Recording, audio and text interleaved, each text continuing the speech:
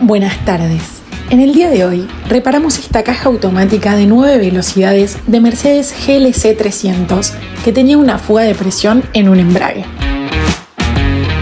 Aprovechamos esta oportunidad para recomendar que es muy importante tener una herramienta de precisión para darle el torque que recomienda el fabricante a los tornillos que unen la mecatrónica a la caja.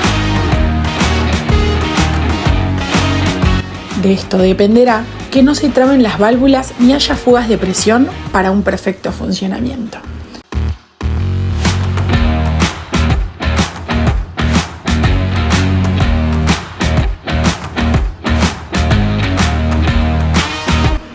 Para más información, contactanos a través de nuestras redes sociales, número de WhatsApp o número de línea.